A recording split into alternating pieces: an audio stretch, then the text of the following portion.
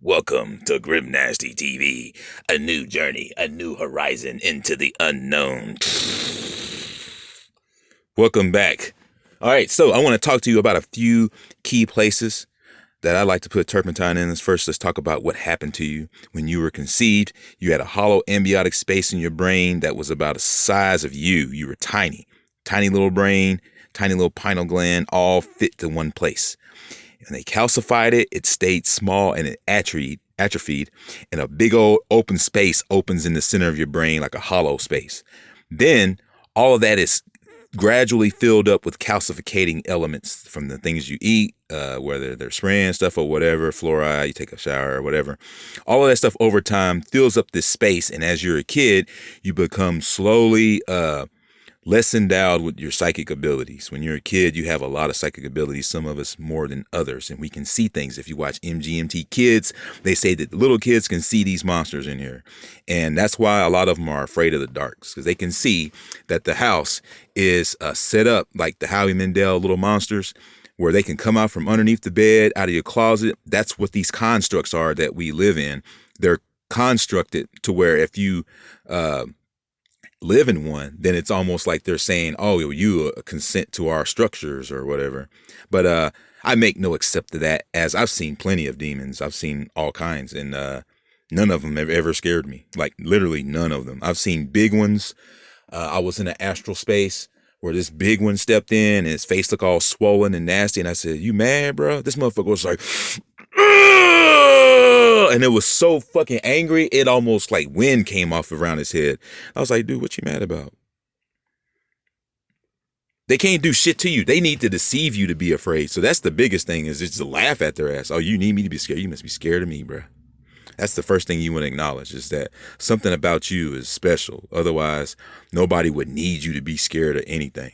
Something about you is something that they're so scared of that you gotta just be scared, or they're just gonna run in fear. Like, oh my God, like you ain't never seen monsters run from humans before. But I saw a rat fink, a real fink demon, which is they call a contemptible being.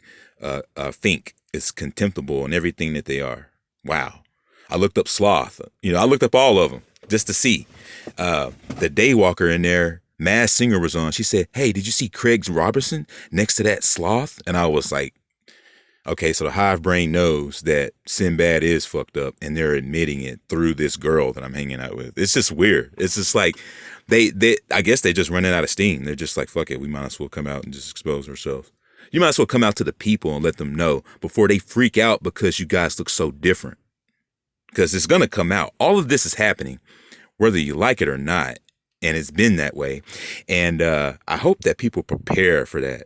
The fact that they need to do something about their damn selves before they become a problem for themselves. And that's just a goddamn fact. Because she's not going to let nothing happen to me. I'm just going to be sitting here showing my ass consistently every damn day, showing you stuff like this. All right, so on with it. So you grew up, and you got this big block in your head filling up this ambiotic space. All right, so you start sun gazing. The sun gets in there and starts chiseling away at it. And then the more of the front gets unchiseled, you can start seeing that there's a face on the sun, because this thing is like an antenna that's coming out like this. Like, doo. So eventually you're going to be like, holy shit, the sun is conscious. And then the sun is going to start talking to you, telling you about this place. Just like the Lorax. He's going to tell you about the trees. He's going to tell you about everything. And you're going to be like, oh my gosh, man, this place is totally fucked. And and you find out, real quick, that everything that seems like it's cool is extremely significantly more atrocious than you can even begin to imagine. All right, so where are we at? All right, so when you're staring into the sun, you find out you're going to use thinners, because this glue doesn't like thinners like mineral spirits, stuff like that. None of it's organic that much except for turpentine. I mean, hey, if I had to use mineral spirits, I probably would. That sounds crazy, but I've done so many more things that seem like they are things that we shouldn't be doing. It's funny. Every time I make a video, they want to run out and make noise. I come out here, get myself locked away in some space, and they still want to make noise. The dog comes out here.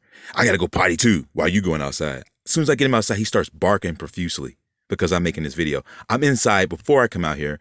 The kid plays this loud ass toy thing. I'm just like, These motherfuckers just won't.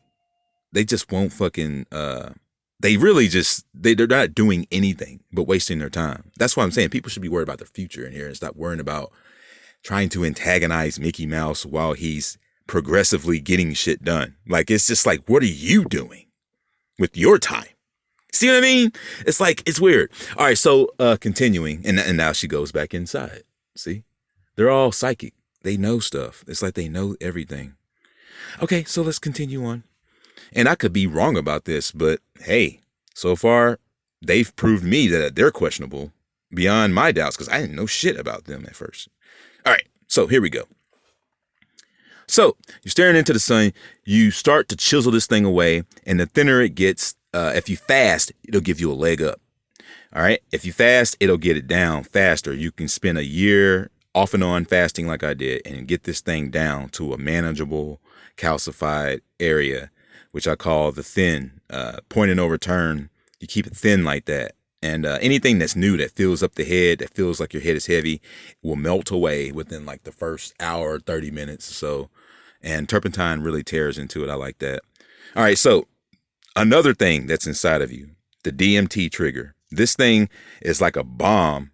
Upside down, this would be like the bank, and this would be like the stick with the lever. And you and it blows your top, blows your pineal gland off. All this shit just blows off.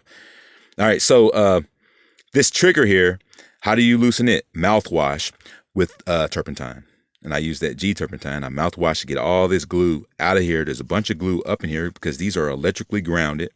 And as soon as you close them together, this thing comes out. You close them together, you turn in your head, you push your tongue up to the roof of your mouth, this bad boy comes out. If you don't put your tongue up there when this is coming out, you'll choke because it obstructs like your windpipe.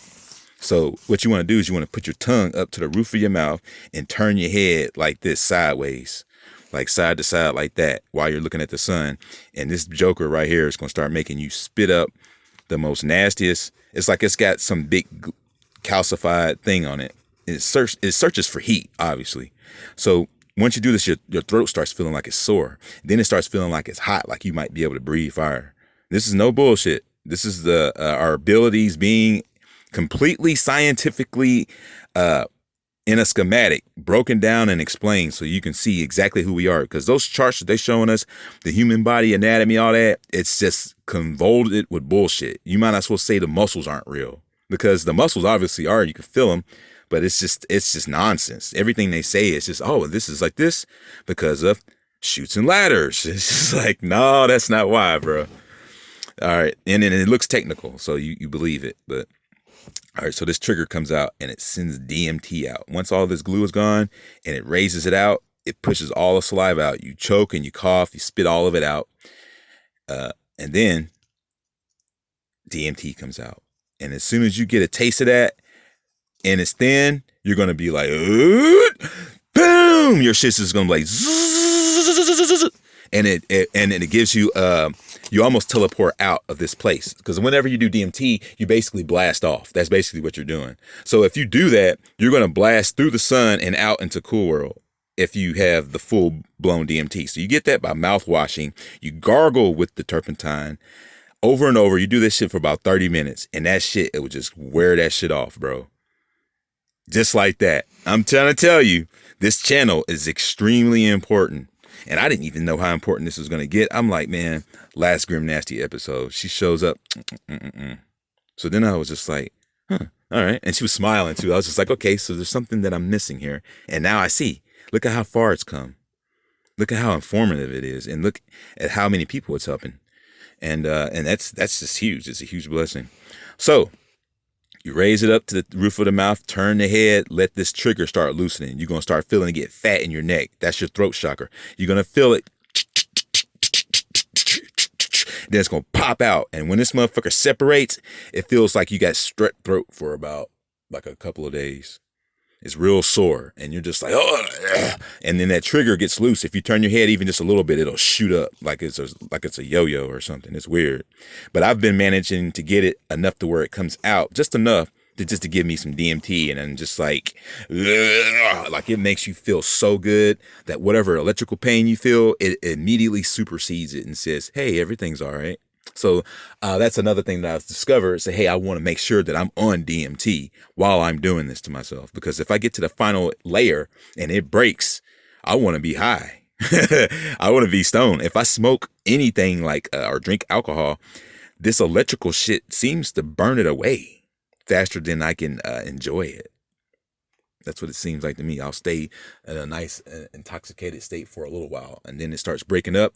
The heat comes out, burns up all the toxins. The alcohol high is greatly diminished. So, but yeah, which is explaining to me why Hollywood can drink a whole 40 on the Cool World movie, because she's already DMT'd out, and it's just like, it's not a big deal to them. Anything that's like a drug or alcohol or anything would just be like, oh, really? Oh, that's like a mosquito. You know, it's just nothing. So, all right. So, hey, I hope this was an informative video. Let's think about it. Is there anything else that I'm missing here? This would be like the ear chakra. Seems to be a little upward, and it sends electricity through to the other ear chakra out the other side, like a little arc. It arcs in your head, and then it comes out the ear, and then it comes out the other ear. Is there anything else that I could discuss with this? I don't think so. Well, stay tuned for more Grimnasty TV. Feel free to leave your questions, comments, and concern in the comments section, and hit that like button. Onward we go through the fog, because when you stop being tongue-tied, when you get awake, stay awake.